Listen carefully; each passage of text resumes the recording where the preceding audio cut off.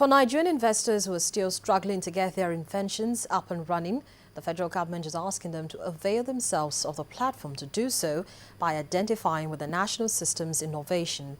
The initiative under the aegis of the Federal Ministry of Science and Technology is seeking to help Nigerian intellectual property owners move their creation from the production stage into commercial ventures. Just when it seems like science, technology and innovation is taking a back seat when considering economic drivers in the country, scenarios as these simply rejuvenate hope.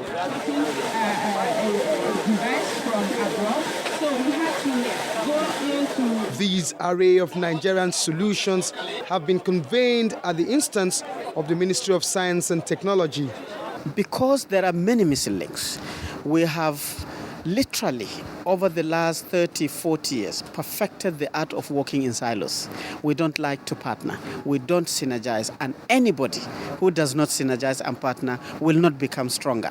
It is not just for a joke that the European Union is coming together to become European Union, that the Asian countries are coming together.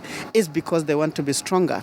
This is what the current administration has recognized and directed for these national systems of innovation to be evolved, to ensure that the researchers, the universities, the polytechnics, the research institutions, the colleges of education are all working together so that we can be able to respond to the needs of Nigerians. All we need to have is to have a fusion of both the industries and government coming in to establish venture capitals for our entrepreneurs to be able to go to the commercialization stage. Ultimately, only when we transform these innovations into scalable ventures, then can we boldly talk of contributing to the country's GDP through science and technology.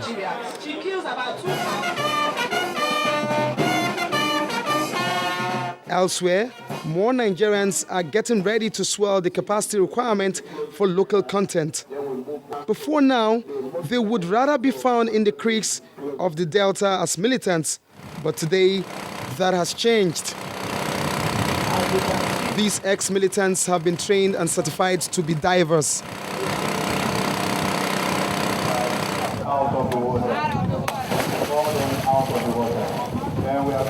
The amnesty program is working, given where we are coming from and the challenges that had been part of the program. We've covered quite a lot of ground. Peace has returned, in several ways in the Delta. You can attest to that, and it's because of the caliber and the operations of the amnesty program.